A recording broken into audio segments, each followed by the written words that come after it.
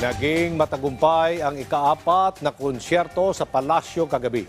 Bukod sa kasiyahan bilang pagkilala sa healthcare worker, isa-isa ring inilatag ang mga programa para mapalakas pa ang serbisyong pangkalusugan.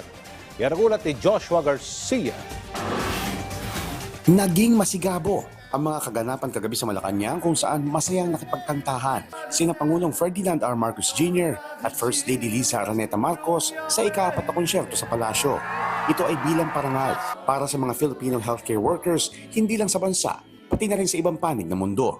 Ayon sa mga healthcare workers, isang karangalan na maimbitahan sa katulad na okasyon sa Palasyo para bigyang pugay ang lahat ng kanilang mga sakripisyo. Relaxation for us, especially for me. I came from a faraway province in Mindanao po sa Misamis Occidental, and I felt honored po na in Misamis Occidental nabigyan kami ng pansin. So masaya, nakaka-relax kasi it's a one of a lifetime experience for me especially po.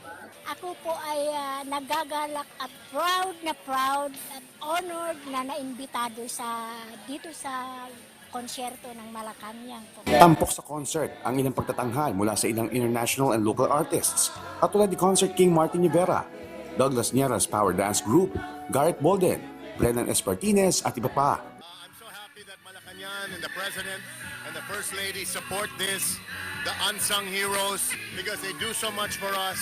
They're there when we need them. They save lives. There's just so many things that we can say, but let's do something na lang. So we sang for them, we honor them tonight. Gayun din ang ilang local performers gaya ng Aita Brothers na nagbibigay inspirasyon sa lahat ng indigenous people. Maliban sa pagbibigay ng parangal sa mga kababayan nating health workers, layon din na nasabing aktibidad na i-highlight ang mga bagong mukha ng local artists sa buong bansa. Malaking karangalan na makapag-perform po dito sa Palasyo ng Presidente, and matagal ko na pong pinapangarap talaga na makapaghandog ng isang presentasyon kung ano ang aking talento. Matatandaan na ang nauna na 3 konsyerto nitong nakaraang taon ay inihandog para sa mga sundalo, guro at mga atletang Pinoy. Joshua Garcia para sa Pambansang TV sa Bagong Pilipinas.